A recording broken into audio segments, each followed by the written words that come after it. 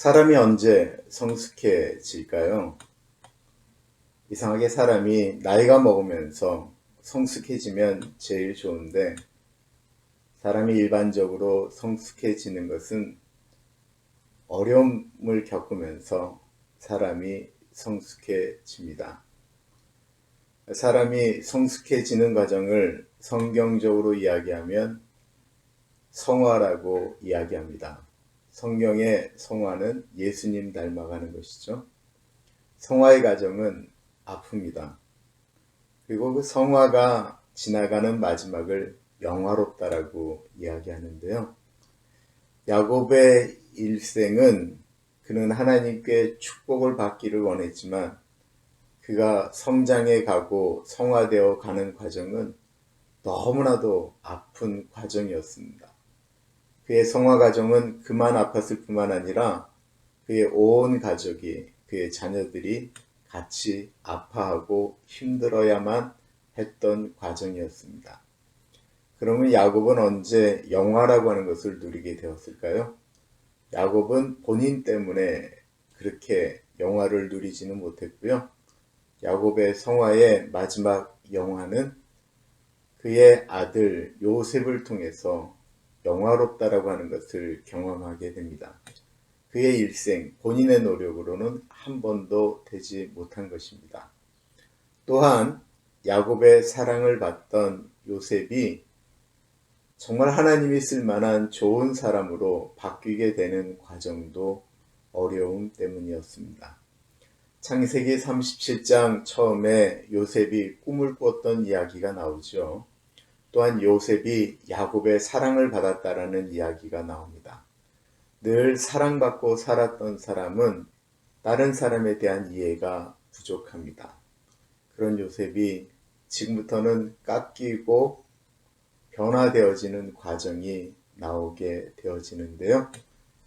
오늘은 요셉이 그의 형들에 의해서 이집트로 팔려고 하는 과정이 나오게 됩니다. 요셉의 형제들이 양을 치러 멀리 떠났습니다. 그들은 요셉을 사랑하는 아버지 품을 좀 떠나 있고 싶었는지도 모르겠습니다. 몇 날 며칠을 갔는데도 오지를 않습니다. 그런데 마침 그들이 간 곳이 세겜이라고 하는 곳이었습니다. 야곱이 걱정이 됩니다. 왜 그럴까요? 그 세겜에서 야곱의 아들 시몬과 레위가 그의 누이 디나가 성폭행 당한 것을 알고 그 세겜 하몰 가족을 모두 다 몰살시킨 사건이 있었던 곳이 세겜 아니었습니까? 그곳으로 양을 치러 갔는데 소식이 없자 야곱이 요셉을 보내게 됩니다. 아주 먼 거리입니다. 먼 거리인데 요셉은 아버지께 순종하며 나아갑니다. 사실 요셉이 원래부터 그렇게 고자질 잘하고 그러는 사람이 아니었고요. 그는 그런 환경 가운데 자랐던 거예요.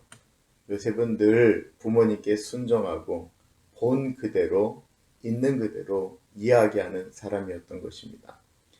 야곱이 형들이 무엇을 하고 있는지 좀 알아보고 오라고 이야기하자. 알겠습니다.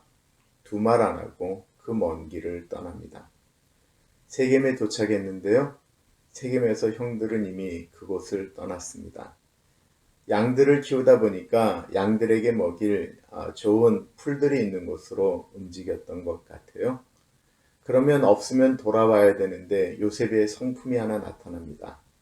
아버지가 명령하신 것은 끝까지 순종하며 찾는다라는 것입니다. 행한다라는 거예요. 그는 형들을 찾아서 들판을 방황했다라고 이야기하고 있습니다. 어쩌면 형들을 찾을 때까지 그는 포기하지 않았을 것입니다. 왜 그럴까요? 아버지의 명령이기 때문에 그렇습니다. 이 요셉의 모습을 보통 우리는 예수님의 모습으로 자꾸 비유할 때가 종종 있는데 그 순종의 모습이 그랬다라는 것입니다. 요셉이 한참 방황하고 있을 때 어떤 사람을 만나게 됩니다. 그 사람이 이야기하죠. 내 형들을 봤는데 형들은 여기를 떠나서 도단이라고 하는 곳으로 갔다라고 이야기합니다. 도단이라고 하는 것은요, 두 개의 우물이다라고 하는 뜻을 가지고 있습니다. 요셉이 형들을 찾아 갈 때에 멀리서 형들이 먼저 요셉을 발견하게 됩니다. 왜 그럴까요? 왜 멀리서도 요셉의 모습을 찾을 수가 있었을까요? 그것은 창세기 37장에 나오는 야곱이 오로지 요셉에게만 그 당시 전혀 흔치 않았던 색동옷을 입혔기 때문에 그렇습니다. 그러자 형들이 이야기합니다. 저기 꿈꾸는 자가 오는데 우리가 저 동생을 죽여버리자 라고 이야기합니다. 형들의 마음 가운데는 요셉으로 인한 아버지의 편애로 인한 상처가 그렇게 골이 깊게 자리 잡고 있었던 것입니다. 얼마나 미웠으면, 얼마나 싫었으면 동생을 죽이자라고 했을까요? 그 이야기를 듣고 르우벤, 가장 맏형이 이렇게 얘기합니다. 우리가 죽이지 말고 이 빈 웅덩이에다가 그를 집어던지자. 이렇게 르우벤이 이야기한 이유는 어떻게든지 그 동생을 살려주려고 했던 장남의 모습입니다. 르우벤은 자신의 서모 비라와 간음을 하였지만 그의 마음 가운데 장자로서, 맞이로서의 책임은 분명히 가지고 있었습니다. 그런데 그런 일을 통해서 이 르우벤은 이미 장자로서의 권위를 잃어버렸거든요. 어느 누구도 그 형의 이야기를 들으려고 하지는 않습니다. 어떻게든지 동생을 죽이려고 합니다. 그럼에도 불구하고 맏형의 이야기하니까 동생 요셉이 오자마자 그를 웅덩이에다 집어넣습니다. 그리고 나서 그들은 밥을 먹으러 가게 돼요. 요셉이 그동안 얼마나 소리를 지르며 울부짖었을까요? 형님들 나 좀 살려주십시오. 제가 잘못했습니다. 고자질한 거 용서해 주세요. 라고 이야기합니다. 요셉은 형들의 분노를 그때서야 깨닫게 됩니다. 아, 내가 그렇게 사랑받고 있었던 것이 형들에게는 아픔이었구나. 내가 그렇게 있는 그대로 고자질했던 것들이 형들에게는 고통이었구나. 그때서야 요셉은 다른 사람들의 아픔에 대해서 생각하기 시작합니다. 그러나 이미 딱딱해진 마음을 갖고 있는 형들은 그 소리가 들리지가 않습니다. 오늘 본문에는 요셉이 부르짖었다 이런 소리가 전혀 나오지 않는데요. 창세기 42장 21절에 보면 르우벤이 훗날 요셉이 국무총리인 줄도 모르고 형제들에게 이런 얘기를 하죠. 우리 아우 요셉이 애걸복걸할 때, 애걸할 때 우리가 그 소리를 듣지 않고 팔아버리지 않았느냐고 라고 이야기하면서 안타까워합니다. 요셉은 빌고 또 빌었다라는 것입니다. 형들은 어쨌든 요셉을 죽이려고 합니다. 그럴 때 그것을 말리고 싶었던 또 다른 형제가 있었습니다. 누구일까요? 유다입니다. 유다가 이야기합니다. 저기 미디안 상인들이 오는데 우리가 형제를 죽이는 일은 너무 심하지 않느냐. 우리가 저 동생을 팔아서 목숨은 살려주도록 하자. 아마